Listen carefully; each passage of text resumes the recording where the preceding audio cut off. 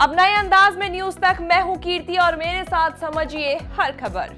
Corona का नया variant Omicron दुनिया के साथ साथ भारत में भी तेजी से पैर पसार रहा है। एक बार फिर महाराष्ट्र में इसके सबसे ज्यादा मामले सामने आए हैं। यहाँ ओमिक्रॉन के मामलों की संख्या 32 तक पहुंच गई है, जिसे देखते हुए प्रशासन अलर्ट हो गया है। इसी को देखते हुए 31 दिसंबर तक धारा 144 लगा दी गई है। इसका मतलब ये हुआ कि एक ही जगह पर ज्यादा लोग एक साथ इकट्ठे नहीं हो सकते हैं। साफ है कि इस वजह से क्रिसमस और न्यू ईयर पार्टी यानी 31 दिसंबर की पार्टियां फीकी पड़ जाएंगी। प्रशासन का कहना है कि ऐसा करने से तेजी से फैल रहे ओमिक्रॉन को पहले से रोका जा सकता है। पुलिस का कहना है कि आयोजन स्थल पर सिर्फ 50% लोगों को ही कार्यक्रम स्थल में शामिल होने की इजाजत दी जाएगी और कार्यक्रम के आयोजकों को फुल्ली वैक्सीनेटेड होना जरूरी है। नियमों को तोड़ने वालों के खिलाफ कड़ी कार्रवाई की जाएगी।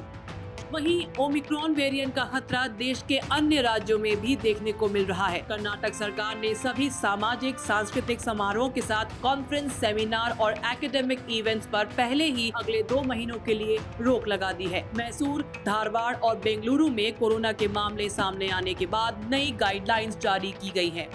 सिर्फ कर्नाटक ही नहीं, दिल्ली में कोरोना के नए वेरिएंट ओमिक्रॉन की आहट से दहशत है। सिर्फ कर्नाटक ही नहीं, दिल्ली में कोरोना के नए वेरिएंट ओमिक्रॉन की आहट से दहशत है।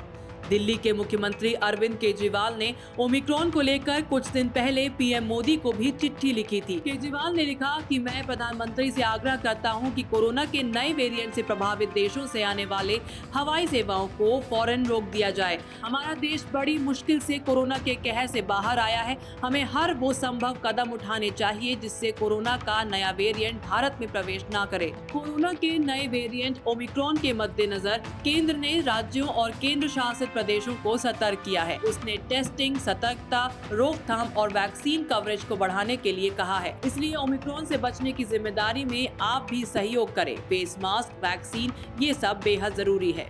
कोविड-19 का नया ओमिक्रॉन वेरिएंट अब पूरी दुनिया में तबाही मचा रहा है। ब्रिटेन और अमेरिका में इसकी भयावहता सबसे ज्यादा है। आलम ये है कि जहां कोरोना ने ब्रिटेन में सभी रिकॉर्ड तोड़ दिए हैं, वहीं अमेरिका में एक दिन में कोविड के केस दोगुने हो गए हैं। ब्रिटेन में बीते रोज यानी बुधवार को 78,610 नए ओमिक्रॉन के केस मिलने से हड़कंप मच गया है। इतने ज्यादा केस करीब 12 महीने बाद सामने आए हैं। इससे पहले इसी साल 8 जनवरी को 68,053 केस मिले थे, लेकिन तब ब्रिटेन में लॉकडाउन था।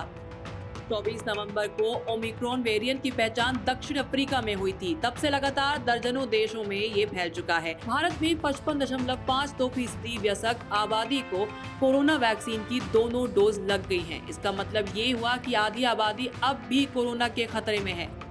हाल ही में British prime minister Boris Johnson ने चेतावनी दी कि ओमिक्रॉन के मामले अब दोगुनी रफ्तार से बढ़ रहे हैं। इसकी रोकथाम के लिए बेहद सावधानी बरतने की जरूरत है। उन्होंने कहा कि हमें बूस्टर डोज बढ़ानी होगी क्योंकि इससे संक्रमण से निपटने में मदद मिल सकती है।